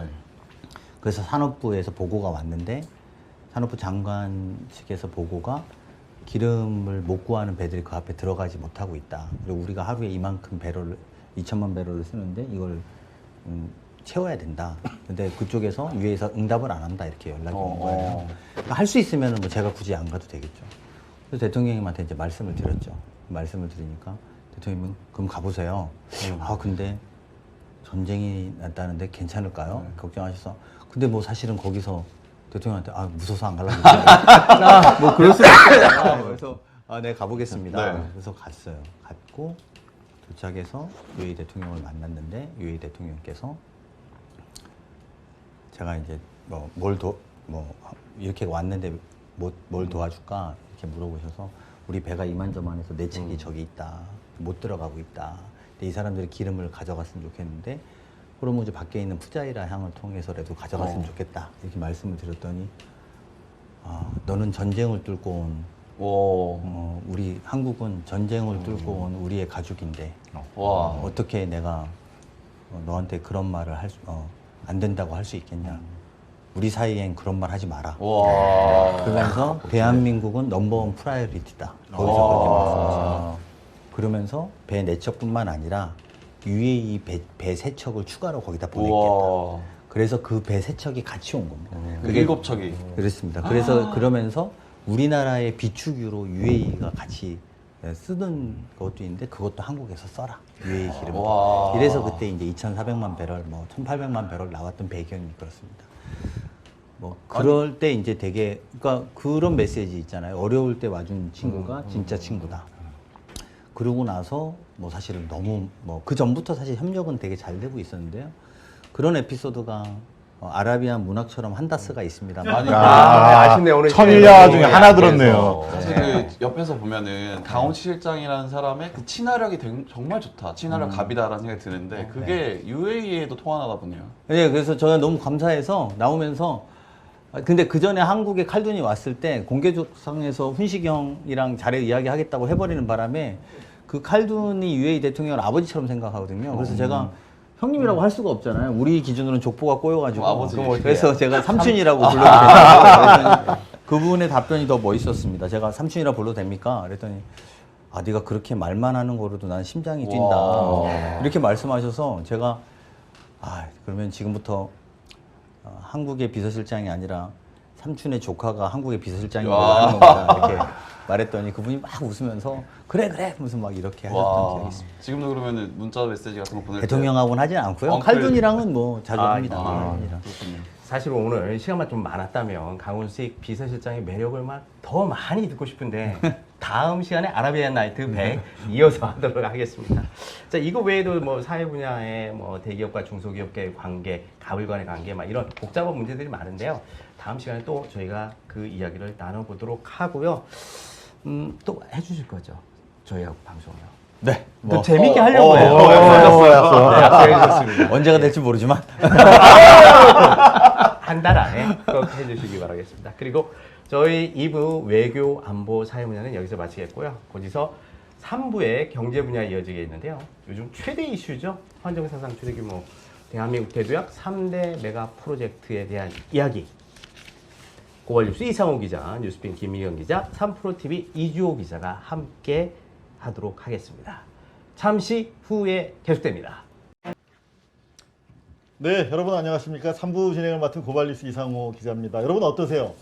저도 지금 1, 2부 지켜봤는데 너무 재밌네요. 그리고 사실 이 청와대 출출간에는 정말 많은 기자들이 취재를 하고 계십니다. 그런데 뉴미디어 풀을 이렇게 만들어 주신 그 큰 뜻이 있으신데 저희가 오늘 그 뜻의 일부라도 보답을 하고 있는 것 같습니다. 여러분들이 뉴미디어는 이전 매체들과 달리 속일 수가 없어요. 숨길 수가 없습니다. 이 매력을 감출 수가 없네요. 오늘 보니까 많은 분들 댓글로 강훈식 비서실장 응원하는 그런 댓글을 올려주고 계시는데요. 다른 기존의 인터뷰 분위기와 달리 좀 편하게 3부에서는 마지막 매력을 좀 더 발산할 수 있는 기회를 좀 드려볼까 합니다. 함께 해주십니다. 뉴스핌의 김미경 기자. 네, 안녕하십니까. 뉴스핌의 김미경입니다. 네, 뉴미풀 저희 부간사님이십니다. 그리고 3프로TV가 가장 잘생긴 기자를 오늘 보내주셨습니다. 이주호 기자. 네, 안녕하세요. 3프로TV 이주호 기자입니다. 권 팀장이 좀 아직 얼굴이 좀 안 된다 그래서 이거 본인이 이렇게 말할 수 있구나. 되게 용기 있는 기자다. 그러니까 여기까지 올 수 있었던 겁니다. 3프로 TV가 분위기가 상당히 자유로운 회사인 것 같아요. 자유로워요. 네. 네, 좋습니다. 자, 일단 저희가 지금 시간이 앞부분에서 살짝 지금 잡아먹기 때문에 저희 질문을 좀 짧게 던지고 좋은 말씀을 빨리빨리 한번 들어보도록 하겠습니다. 메가 프로젝트 너무 좋은데 이름이 좀 어렵다. 맞습니다. 뭐 그런 분들이 많아요. 근데 좀 더 쉬운 이름을 좀 찾아봐야 되지 않을까요? 오늘 이렇게 제안해 주시니까 네. 요 방송 보시는 시청자분들 뿐만 아니라 다른 데도 좀 널리 알려주십시오. 그 좋은 이름을 좀 찾고 싶습니다. 뭐 우리나라의 경제를 발전시켰던 뭐 예전에는 한강의 기적 뭐 이런 프로젝트도 있었잖아요. 네. 뭐 그런 뭐 예를 들면 지방의 기적이든지 뭐 아니면 새로운 이름을 여러분들께서 좀 뭐 줄임말도 좋고요. 6글자를 넘지 않는 사실 아침에 대통령께서 티타임 하시면서 메가 프로젝트 너무 어려워요. 새로운 이름 없어요? 이러는데 이제 저희들도 솔직히 말씀드리면 매일 하루하루 치덕치덕 막 일에 막 이렇게 넘어지고 막 그러니까. 자빠지고 하면서 갔기 때문에요. 여러분들이 신선한 아이디어 좀 주시면 어디다가 알려달라고 그럴까요? 제 페이스북도 괜찮고요. 제 유튜브도 괜찮고 댓글로 달아주시면 저희가 뭐 보내드린다고 할 수 있나? 뭐 하여튼 아니 그건 저희들 9개 방송 거기다가도 저희가 보내주세요. 알아서 네. 후사하겠습니다. 지금 당장 실시간으로 여러분들 댓글로 올려주시면 감사하겠습니다. 많은 분들 강훈식 실장님 최고 잘하십니다. 화이팅 올려주고 계신데요. 홍익 프로젝트라는 대안도 홍익. 바로 홍익 올려주셨고요. 프로젝트. K 골든 에이지 프로젝트 완전히 이분 영어로 도배를 해주셨습니다. 그런데 사실 저희 또 시청자분들이 원유대사라고 하는 네. 호칭도 붙여드렸거든요. 저는 집단 지성으로 좋은 이름 여러분들이 지어주시기를 기대합니다. 자, 뭐 다른 걸 떠나서 단적으로 90도 인사가 맞습니다. 의미하는 것들이 정말 국민들 사이에 그 뭐 금액으로 한 뭐 4,000조 뭐 감이 안 오는데 대통령의 90도 인사가 의미하는 걸로 많은 느낌이 오거든요. 근데 애시당초 절을 하시려고 그랬다면서요? 네, 대통령께서. 그러니까 제가 사실은 그렇게까지 진행될 거라고 생각은 안 했는데 처음에 대통령께서 이렇게 참모들하고 대화를 하면서 이 정도 규모의 얼마만큼 투자 발표가 있을 거다 이렇게 알고 나셔서 오셔서 나 큰절이라도 해야 되겠는데요. 이제 행사 그날 아침이죠. 발표하는 날 아침에 큰절 하면 안 되겠냐고. 그래서 근데 순간 이렇게 머리가 멍해지잖아요. 대통령이 큰절한다는 생각을 못 해보니까 그래서 근데 그렇게 하면 대통령님의 고마운 마음은 표현되긴 할 것 같은데 회장님들이 욕 먹을 것 같아가지고 대통령 그쪽을 반대로 욕 먹일 것 같습니다. 그랬더니 맞다. 그럼 내가 90도로 인사해야 되겠다. 그래서 뭐 그렇게 하셔도 충분히 대통령님 마음은 전달될 겁니다. 사실은 그 두 분은 모르셨어요. 90도 인사하는 거는 저는 알고 있었고 그 두 분은 모르셨어요. 그 화면 보시면 약간 어색해 하세요. 약간 이거 어떡하지? 약간 그 두 분들이 그 어정쩡 하셔갖고 인사를 하시니까 같이 봤잖아요. 그래서 그거는 짜고 한 게 아니라 뭐 대통령님만 알고 집행을 했었고요. 대통령이 정말로 너무나 감사하고 지역 균형 발전이라는 걸 실천하기 위해서 뭐가 필요하냐. 이전 정부, 특히 우리 민주진보 정부에서는 지역 균형 발전을 계속 노력해왔지만 뚜렷한 성과를 만들지는 못했는데 어떻게 해야 될까, 어떻게 해야 될까 하다 기업 투자가 그렇게 가준다고 하니까 너무 즐겁고 또 너무 감사하고 그리고 이 프로젝트를 청와대 시그니처 프로젝트로 생각해야 되겠다고 저희가 마음을 먹고 진행을 할 계획입니다. 네. 하나 짧게 더 추가 여쭈면 야당에서는 뭐 기업들 막 이렇게 강제로 막 끌어다가 막 그 하기도 싫어하는 투자를 강제로 시킨 것처럼 그렇게 몰아가는 분위기가 있는데 그렇죠. 아까 일부에서 말씀 들어보니까 외국으로 갈 뻔했던 사실 다국적 자본인데 따져보면 그걸 국내로 유치해 왔는데 야당이 저렇게 흔들면 외국으로 나갈 수도 있는 상황이라는 걸 알았어요 저희가. 근데 이게 여러분들 아마 시청자분들이나 기자분들도 이해를 돕기 위해서 제가 좀 몇 가지 말씀드리면 과거에 우리 일반 자동차에 보통 반도체 칩이라는 게 한 200~300개 들어갑니다. 그런데 전기 자율주행차가 되면 2~3천 개로 10배가 늘어납니다. 그러니까 이렇게 간단한 거예요. 자율주행차가 원하는 건 그러면 칩이 200개, 300개 들어가다가 10배가 늘어나요. 소요가 10배가 늘어나는 겁니다. 가전제품도 AI로 요즘에 하잖아요. 뭐 이렇게 예약도 하고 막 이렇게 하잖아요. 한 3배 들어갑니다. 추가로. 그러니까 똑같은 물건을 쓰더라도 이제는 몇 배씩 늘어나게 된 겁니다. 그리고 특히 이제 뭐 휴머노이드 로봇 이런 건 1000개 이상 들어가고요.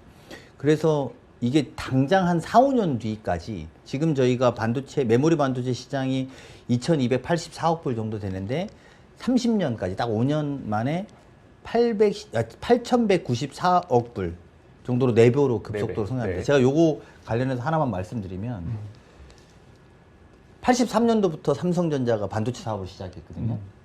그러니까 작년까지 얻은 전체 총수입이 294조일 겁니다. 순이익, 전체 총 순이익 말이죠. 매출 말고. 40년 동안. 그렇죠. 40년 전. 40년 동안 94억 정도일 겁니다. 예. 290. 정확한 숫자까지는 모르겠는데 한 대략 290 그 정도 됩니다. 근데 올 한 해에 예측되는 순수익이 300에서 350조입니다. 그러니까 여러분들 이거는 우리가 지금 다른 레벨의 투자와 다른 레벨의 시장 상황을 맞닥뜨린 겁니다. 그러니까 지금 10배가 필요하다고 제가 아까 뭐 자율주행차 몇 가지로 설명을 해드렸잖아요. 그러니까 이거는 어마어마한 거죠. 그래서 올해 물론 뭐 350조를 삼성전자만 순이익을 350조를 예측하는 분들이 300조를 예측하는 분들이 있는데 지난 40몇 년간 83년부터 25년까지 한 전체보다도 올 1년이 높은 겁니다. 근데 이게 두 가지 의미를 존재하는 거죠. 하나는 뭐냐면 이게 시장 가격이라는 게 희소성 때문에 올라갔다. 그래서 엄청 비싸게 팔린다. 그래서 지금 60, 70%밖에 우리가 못하고 있거든요. 엄청 비싸게 팔린다. 이게 무슨 말이냐면 또 하나로는 양을 늘리지 않으면 이게 장악할 수가 없는 거예요. 물리적으로. 그러니까 이 양을 많이, 반도체를 많이 찍어야 되는 게 급속도로 요구가 되고 있는 겁니다. 이거를 알면 뭐 기업을 팔을 비틀었다든지 뭐 이런 주장을 하시는 분들이 일부 계시던데 그건 사실은 되게 너무 기업 사정을 모르시는 거죠. 그러니까 그 기업에다가 아 그래? 그러니까 이제 예를 들면 4,770 뭐 몇 조인가 뭐 되잖아요. 전체 규모가. 네. 우리가 처음 들어본 숫자잖아요. 근데 반대로 아까 삼성전자 이익으로만 봐도 처음 듣는 40몇 년간 반도체가 대한민국 경제를 이끌어왔다고 했는데 단 1년 만에 그것만큼보다 더 벌었다고? 이것도 설명할 길은 없거든요. 근데 우리가 경계해야 되는 건 그러면 그만큼 양을 못 갖다 내고 있는 것이고 그 양을 급하게 빨리 만드는 것은 우리나라 행정력과 정부가 뒷받침해야 되는 것이고 이게 이 동네 갔다 저 동네 갔다는 게 문제가 아니라 다른 나라와의 경쟁에서 최근에 그래서 애플이 미국 정부에다가 중국산 반도체를 쓸 수 있게 허용해 달라고 하고 네. 있다는 보도가 있었습니다. 네. 그건 뭐냐면 한국 거 쓰고 싶은데 너무 비싸고 빨리 공급이 안 돼. 그럼 우리 다른 거라도 찾아서 써야 되잖아. 그럼 이 수요를 없애는 것은 빨리 신속하게 정부가 행정력으로 집행하는 수밖에 없다. 그래서 그런 정치적인 논란과 쟁점으로 이걸 끌어갈 문제는 아니다. 이렇게 생각합니다. 네, 이제 저보다 좀 전문적인 기자분들한테 마이크를 넘기겠습니다. 뉴스팀의 김미경 기자. 네, 지금 행정력 말씀을 해주셔서 좀 이어서 여쭙겠는데요. 대통령께서 29일 날 고민보고회를 하시면서 직접 청와대 내에 이 프로젝트를 관할을 할 그 직할 담당관을 신설을 하겠다고 말씀을 주셨고 또 직접 챙기겠다고 약속을 해주셨거든요. 그럼 아무래도 청와대 내에 생기는 조직인 만큼 강력한 컨트롤 타워 역할을 하지 않을까 예상을 할 수가 있는데 좀 어떻게 구상하시고 또 어떻게 진행하실지 설명 좀 부탁드리겠습니다. 여러분들이 생각하는 것보다 빠른 속도로 진행하려고 합니다. 저는 언젠가부터 지도자들을 보면서 내가 아까 해외 정상의 지도자들을 보면서 what to do가 중요한 게 아니라 how to do가 중요하다고 생각합니다. 이제 앞으로 지도자의 덕목은 뭘 할 거야 말하는 건 많은 지도자들이 합니다만 어떻게 할 건데 이거를 말할 수 있는 사람은 많지 않을 거라고 보고 이재명 대통령은 how to do를 말할 수 있을 겁니다. 많은 분들이 이런 이야기 합니다. 야, 그게 그렇게 짧은 기간 안에 그게 가능해? 지금까지 우리가 본 적이 없는데 그게 안 될 텐데 이런 문제 제기를 많이 하시고 우리는 그런 저항과 우려, 걱정들을 넘어서는 모습을 보여드려야 된다는 것이고 그게 how to do로 반영되도록 노력할 계획입니다. 그래서 그렇게 할 것이고 그거를 담당하는 분을 지금 고민하고 있고 머지않아서 여러분들께 보고 드릴 수 있을 거다. 그리고 그분은 당연히 청와대에서 직할 체제로 운영될 수 있도록 최단기간으로 보고할 수 있는 시스템으로 운영할 수 있도록 아마 보고될 거고 또 그 과정도 국민 여러분들께 어떻게 진행되고 있는 게 보이도록 저희가 할 계획을 갖고 있습니다. 네, 김미경 기자. 네, 속도 말씀을 주셨으니까 좀 이어서 여쭤보면은 실장님께서도 파격적인 속도를 좀 예고를 하셨어요. 2년 내에 인프라 시설 다 마무리하고 또 임기 내에 완공하겠다. 이것도 정말 굉장한 속도전이 아닐 수가 없는데 사실은 기존에는 한 뭐 9년 정도까지 걸릴 정도로 시간이 많이 걸렸던 사업을 이게 어떻게 2년 만에 혹은 4년 만에 다 할 수 있을까 또 기대도 되고 걱정도 되는 게 사실인데요. 좀 그 속도전 어떻게 해결을 하실지 궁금합니다. 생각해 보면 저는 이렇게 막 정쟁적인 이슈에 별로 말하고 싶지는 않습니다만 정쟁적으로 확장되는 거에 대해 말하고 싶지 않습니다만 사실 문재인 대통령 때 저희가 신재생 에너지를 호남에 하면서 진행을 해왔고 그게 윤석열 정부를 지나면서 조사나 수사로 인해서 주춤거리고 일부는 되게 중국한테 따라잡혀서 중국의 태양광 싼 패널에 우리가 먹히고 전기 오토바이는 한국산을 찾기도 어려운 지경까지 간 것에 대해서 전 부정할 수 없다고 봅니다. 즉 정치가 이 문제에 합심해 준다면 전 충분히 해결할 수 있을 거라고 생각합니다. 인허가의 문제라든지 또 뭐 용수 공급, 뭐 지자체 인허가, 또 전력망 확충 같은 것들이 대부분 지연 사유고 그것들도 사실 확인해 보시면 전력망 확충은 한전에서 보내는 시간이 제일 많고요. 뭐 예를 들면 그 다음에 인허가의 문제에서는 지자체에서 보내는 시간이 제일 많고 확인해 보면 다 그렇습니다. 이런 것들을 여야 할 것 없이 우리가 국가대항전으로 국가의 미래 먹거리를 준비한다는 각오로 함께 힘을 모아주시면 전 충분히 가능하고 또 그거를 위해서 대통령은 언제든지 야당의 협조를 요청하고 적극적으로 노력할 계획이라는 말씀을 드리고요. 뭐 지금도 제가 뭐 지난번에 백브리핑에서 용수 공급이 뭐 안 된다고 그래서 제가 자초지정 대략 설명해 드리고 아마 기후부가 확인도 해 주시고 이러셨을 텐데요. 준비는 돼 있습니다. 그리고 다만 이게 정쟁으로 흐르지 않게 하는 것. 그래서 또 다른 중단이나 또 다른 딜레이를 만들지 않게 하는 것은 우리가 신재생 에너지 때 본 것처럼 좀 힘을 모아주시는 게 필요하다. 이 말씀 드리고 싶습니다. 네, 우리 김미경 기자 확실히 질문의 격이 다르다. 뭐 이렇게 칭찬들 많이 해주시고 답은 더 좋다. 뭐 이런 말씀이십니다. 기왕에 뭐 질문하실 때 하나 더 해주시면 어떨까요? 네. 아, 네. 이거 국민분들이 굉장히 관심 있어 하실 사안이라서 제가 여쭤보면은 대통령께서 어제 국무회의 진행하시면서 이제 미사용된 카드 포인트를 이제 포함해서 뭐 멤버십 포인트 같은 게 수십 조가 사용이 안 되고 있는데 이거 지역 화폐로 좀 전환하는 방법 찾아봐라 이렇게 주문을 하셨단 말이에요. 그래서 제가 추가로 좀 찾아봤더니 지난해 말 기준으로 이 미사용 카드 포인트하고 뭐 미거래 투자자 예탁금 그리고 미수령 배당금을 합쳤더니 한 18조가 넘는 걸로 나오더라고요. 그래서 물론 이제 지난해 말 기준입니다. 그래서 이걸 정말 지역화폐로 전환을 해서 사용을 할 수 있는 건지 기대가 굉장히 크실 것 같아요. 국민분들 좀 어떻게 진행될지 말씀 좀 부탁드릴게요. 청와대에서 이게 이제 사실은 저희들이 이제 분석한 바로는 맥시멈 다 이게 분야가 굉장히 많습니다. 뭐 이를테면 문화체육관광부에도 있어요. 뭐 어디 업체를 말하기는 어렵지만 화장품사도 포인트가 쌓이잖아요. 그리고 뭐 카드사는 당연하고요. 항공사 마일리지도 있고요. 그럼 이제 국토부죠. 항공사 마일리지. 카드사는 금융입니다.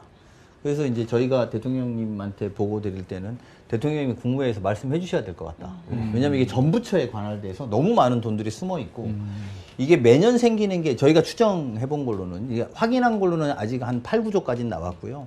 추정해 본 걸로는 매년 20에서 25조 정도까지 될 가능성이 있다는 겁니다. 물론 이제 그게 그 기업의 부채랑 연결돼 있는 경우들이 많습니다. 그래서 그런 회계적인 처리 문제라든지 뭐 이런 것들이 좀 정리돼야 되는 것들이 애로사항은 있습니다만 매년 20에서 25조 정도가 이렇게 나온다면 이거를 지역화폐로 우리 과거에 그 숨은 세금 자기가 세금 내서 이렇게 한 번에 클릭해서 볼 수 있게 했던 기능이 있었거든요. 내 카드 포인트를 한 번의 클릭으로 전부 다 긁어서 볼 수 있는 것을 한번 개발해 보자. 우리 정부에서 그런 목표를 가지고 대통령님이 한번 말씀을 하신 거고요. 그렇게 되면 아무래도 국무조정실 이런 단위가 주체가 되어서 해야 되지 않을까라는 생각 정도를 갖고 있지만 국무조정실은 처음 듣는 이야기다 할 수 있습니다. 왜냐하면 날것에 네, 아주 완전 날것이라서 아마 오늘 내일 뭐 모레 정도 지나면서 이게 자리를 잡겠지만 이게 전체 부처를 관할해야 되고요. 그래서 그것만 된다면 한 번의 클릭으로 내가 사실은 지금까지 기업의 마케팅 수단으로만 전락해버린 카드 포인트들이 있는 게 사실이잖아요. 그거를 기업도 이제 좀 책임감 있게 할 수 있는 약속을 지키라고 내놓고 또 우리 국민들도 카드 포인트는 다 지역화폐로 내가 써서 또 소상공인 이런 쪽에 더 할 수 있으면 그렇게 하는 게 맞겠다라고 생각하고 추진할 거고요. 뭐 얼마가 걸릴지 모르겠습니다만 그리 오래 걸리지 않도록 노력해서 국민 여러분께 보고를 드리도록 하겠습니다. 한성숙 총리님 가시자마자 큰일 맡으셨네요. 아, 그렇죠. 네, 지금 뭐 참 많은 분들 함께 해주고 계신데요. 원유대사 훈식이 형 열심히 하는 모습 최고. 오름님, 훔더벨트님은 청와대에서 기자들과 이렇게 직접 소통하는 방송 너무 좋다 이렇게 해주셨는데 저희 뉴미디어 풀의 또 자랑입니다. 작지만 강한 3프로 TV의 이주옥이죠. 네, 메가 클러스터가 진짜 전 세계 화두가 되고 있는 것 같습니다. 어제 보니까 파이낸셜 타임즈 일면이 메가 맞습니다. 클러스터로 장식됐더라고요. 제가 경제 쪽에서 한 10년 넘게 있었거든요. 한 15년 있었거든요.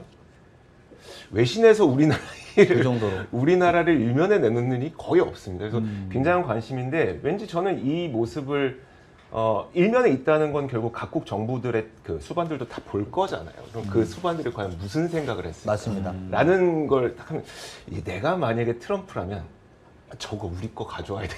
막 이런 생각을 할 정도로 거대한 프로젝트라는 생각이 들거든요. 근데 비서실장께서는 이제 대통령을 대신해서 특사로 또 해외 자주 가시기도 하셨고 많은 성과를 내셨는데 사실 우리나라의 국격이 이렇게 올라가는 만큼 우리가 성과를 거두면 거둘수록 그에 합당한 책임이 좀 뒤따를 것 같기도 하거든요. 그러면 이제 그 성과를 발표하시면서 뭐 저희에게 구체적인 내용들을 공개할 수는 없겠지만 어떤 국제적인 약속을 해달라는 어떤 그런 요구를 받으셨을 때 그럴 때 어떤 좀 느낌이신지 혹시 에피소드를 통해서 우리 국민들이 좀 접할 수 있을 만한 그런 것들이 있을까요? 아니 일단 질문을 두 가지 주셨는데 한 가지 먼저 말씀드리면 저희가 우려하는 바입니다. 트럼프 뭐 대통령이 그렇게 될지 또 누가 그렇게 될지 모르겠습니다만 대통령을 모시고 정상회담을 진행하다 보면 정상회담을 보면 이거 뭐 정정해달라고 해서 정정 잠깐 해드릴게요. 제가 칼둔 청장을 처음 만난 계기가 G20이라고 했는데 경주 에이펙인데 제가 헷갈렸습니다. 하여튼 뭐 그 정정을 바로 해드리고요. 그 정상을 만나다 보면 크게 두 가지의 요구가 제일 많습니다. 오늘 처음 이 자리를 빌어서 밝히면 반도체 공장 우리나라에 지어주면 안 되냐. 두 번째가 한국의 무기를 좀 빨리 살 수는 없을까. 네. 이 두 가지입니다. 아마 나토라고 하는 단위에서 가장 많은 무기를 수출하는 나라는 미국이고요. 그 다음은 대한민국입니다. 그래서 사실은 나토에서도 우리나라의 대통령에 대한 위상은 다를 겁니다. 이 두 가지가 제일 요청이 많습니다. 한국 대통령 만나면 만나자. 그리고 이거는 또 대부분 이 두 가지 아젠다가 다 대통령 정도 돼야 대화를 할 수 있는 내용이죠. 그래서 말씀하신 것처럼 어느 나라가 야 한국에서 그 여야 그렇게 싸우고 말이야 이 동네냐 저 동네라고 하는데 우리나라로 와. 우린 좋아. 우리는 다 해줄게. 그리고 우리 투자자들한테도 내가 알려줄 거야. 거기 가지 마. 저렇게 싸우는 애들한테. 이게 제가 두렵다는 겁니다. 그리고 그걸 우리가 지켜주셔야 됩니다. 저는 그런 문제, 그래서 제가 아까 국가대항전이라고 표현한 건데 만약에 그렇게 된다면 정말 그거는 국민들한테 큰 죄를 짓는 것이다. 그래서 내 동네에다가 안 해줘서 서운해가 포인트가 아니라 야 빨리 하자. 그리고 더 많이 하자. 공급이 이렇게 절대적으로 부족하다니까 다음번은 또 어디로 할래? 이렇게 좀 생산적으로 하고 또 지자체들도 이게 더 되는 걸 수 있구나. 아마 그 프레젠테이션에 기업들이 한 걸 보면 반도체가 필요한 숫자가 이렇게 기하급수적으로 오르거든요. 근데 지금 여기 정도 포인트에 있다는 거예요. 이렇게 앞으로 오를 일밖에 없는데 그럼 앞으로 더 투자하거나 더 많이 해야 될 수도 있잖아요. 근데 이런 부분들이 사실은 또 국민들한테 소구가 되어서 빨리 준비해야 되겠다. 이거 한 가지 있고요. 뭐 또 그다음에 에피소드. 국민적 요구, 그러니까 그 국제적 약속에 대한 어떤 요구를 받으셨을 때 어떤 느낌이신지. 아니 뭐 뿌듯하죠. 뭐 이거 같이 해보자 그러면 저희는 뿌듯하죠. 근데 감사한 것은 저희가 이제 뭐 설득하면서 이제 주로 제가 가는 일들은 예쁘고 좋은 자리는 별로 없었고요. 이렇게 좀 어렵고 힘든 자리가 주로 뭐 전쟁 났는데 기름 구하러 가기 뭐 예를 들면 도전 과제 전쟁 난 데 가서 기름 구해 오기 뭐 이런 거였거든요. 그러니까 이제 사실은 근데 그 나라 가면 또 이러저런 요구를 하시죠. 요구를 하는데 저희가 소위 말하는 걱정하는 이면 합의 뭐 예를 들면 네. 그런 건 전혀 없습니다. 액면 그대로 국민들한테 보고 드렸고 그런 이야기거리도 없고 오히려 그러면 어떻게 그거를 해갖고 왔냐 이제 이런 게 궁금하실 텐데 그건 진짜로 설득을 잘했다. 그리고 우리가 그만큼 커졌다. 우리가 정말 큰 나라가 된 겁니다. 그래서 좀 자신감을 가지고 대응하면 그 국제적인 요구에 대해서도 맞출 수 있다. 뭐 비근한 예로 캐나다 잠수함 뭐 이거는 이제 잘 됐으면 좋겠는데 어떻게 될지 모르지만 현대자동차가 엄청 캐나다에 투자하기를 캐나다에서 엄청 바랬어요. 그래서 한국의 캐나다 현대차 회장님을 그렇게 만나고 싶어서 캐나다의 산업부 장관이 줄리라는 분인데 줄리. 네, 근데 엄청 뭐 연락을 하고 만났는데 뭐 만날 생각이 없다. 그랬다가 이제 제가 1월 달에 갈 때 네. 현대차의 정의선 회장님과 뭐 거기 이제 부회장님하고 그다음에 한화를 모시고 이제 같이 갑시다. 근데 그걸로 이제 그쪽에선 야 한국이 진심이구나 이렇게 우리가 뭐 그렇게 만나고 싶어 했는데 그렇게 우리가 만나기 어려운 사람을 이렇게 모셔왔구나. 이제 그런 이렇게 캐나다에서 내심 놀랬다라는 말씀을 들은 적이 있고 그런 우리 기업들의 역할 또 국가가 이렇게 한 팀으로 하는 역할의 노력들이 좋은 반응을 보이는 게 많이 있습니다. 네. 한 가지 더 질문 드리고 싶은 거는 요거 약간 민감할 수 있긴 있는데요. 그 얼마 전에 이제 미실현 이익에 대한 과세로 토론이 이루어졌다라는 보도 때문에 많은 분들이 굉장히 좀 되게 예민하고 화냈죠. 화가 많이 나셨거든요.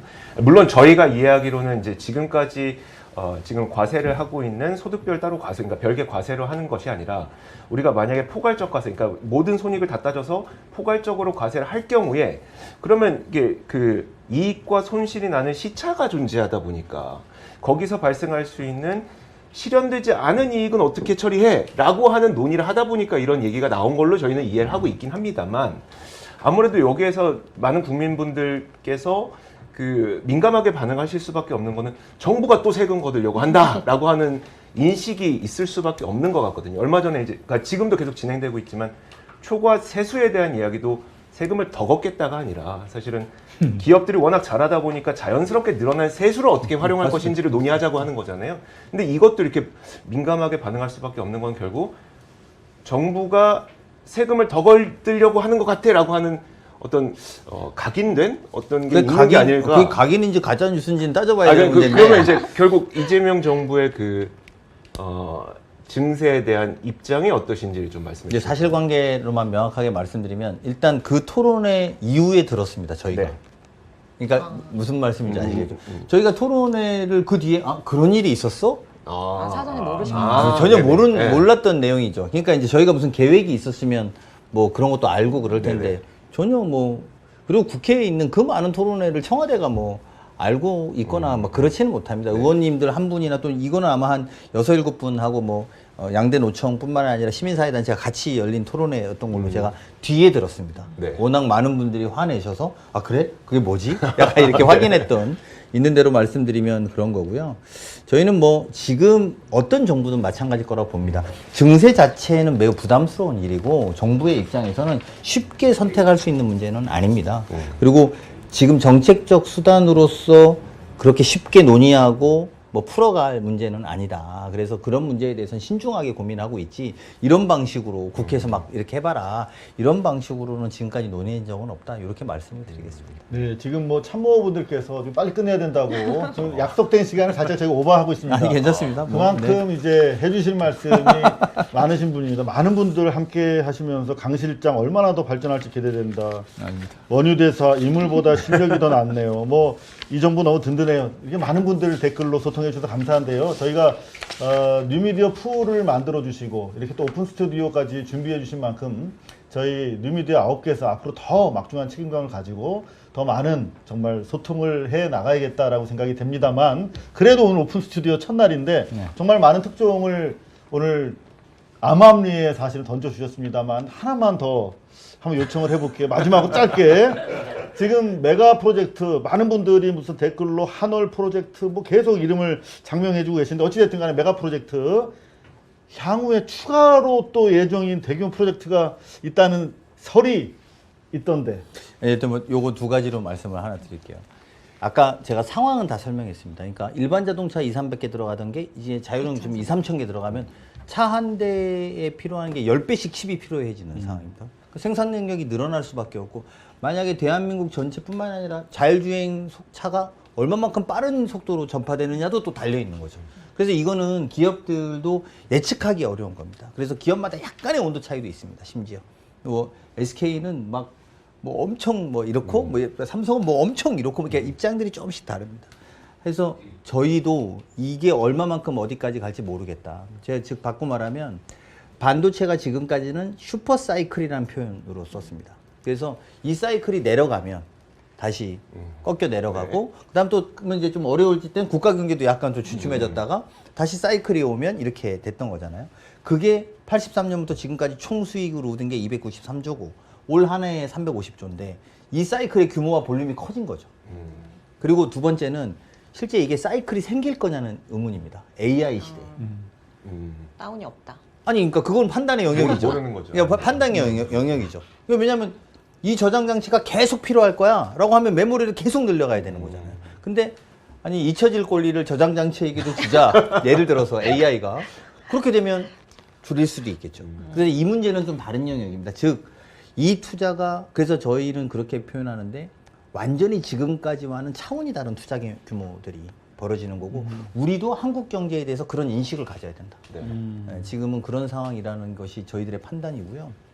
두 번째는 이제 이런 문제를 하는 데 있어서 자꾸 막 영남 소외 뭐 호남 뭐 이렇게 하는데 저는 좀 안타까운 게 우리가 이제 보면 산업의 쌀이라고 하는 철강이 포철이 이제 처음 했는데 65년에 논의하기 시작해서 73년에 첫 출선을 합니다. 그리고 광양제철소는 87년 돼서야 첫 출선합니다. 울산의 석유화학단지는 72년에 하고요. 여수는 80년에 한 10년씩 차이가 갭이 났었습니다. 그 인구 분포로 보면 대한민국 인구가 2천만 늘어나는 동안 영남 지역은 아마 제 기억에는 아마 그 260만이 늘어나고요. 호남은 170만이 감소했습니다. 대한민국 2천만 늘어나는 동안. 그러니까 그 정도로 지역 균형 발전의 측면에서 보면 소외되고 그 소외가 역설적으로 지금 기회를 만든 겁니다. 땅값도 싸고 우리가 좀 잘 만들면 하고 그리고 지지난 정부의 신재생 에너지 깔아놨던 것이 중간에 중단은 됐지만 또 기반이 됐고 그래서 정부도 이 부분에 대해서 마치 이게 지역을 차별했다라는 인식을 갖지 않기를 바라고 있고 또 정치권도 그렇게 오해하지 말고 한쪽이 너무 비정상적으로 기울었다면 그걸 바로 잡아 나가는 게 행정의 역할이지 그걸 또 뭐 우리가 팔 비틀어서 할지도 못하고요. 네, 그런 건 오해는 안 하셨으면 좋겠고 향후에 더 많은 투자가 이루어질 수 있도록 국제 글로벌 기업들이 봐도 아 여기 한국은 할만하다. 왜? 그렇게 길게 되던 게 이재명 정부라는 공간을 거치면서 뭐 9년씩 걸리던 게 2, 3년 안에 되는구나라는 걸 보여드려서 한국이 투자하기 더 좋은 나라가 되면 더 많은 투자가 있을 것이고 그 투자에 따라서 더 많은 지방정부들이 혜택을 볼 거다. 이렇게 생각하고 임할 생각입니다. 네, 향후 추가 예정인 대규모 프로젝트가 있느냐라는 질문에 부인하지 않았습니다. 대신 어디까지 갈지 모르겠다. 저희가 충분한 냄새를 맡고 여쭤봤는데 이 정도면 뭐 알아서 많은 분들이 기사를 쓰실 거라고 생각합니다. 자, 마무리해야 될 것 같습니다. 오늘 정말 바쁜 시간에 이 이재명 정부의 뉴미디어 정책이 반영된 뉴미풀 오픈 스튜디오 행사에 참여해 주셨는데 마무리 인사해 주시죠. 아, 네. 저 원래 60분 계획하고 왔다가 80분을 넘겨서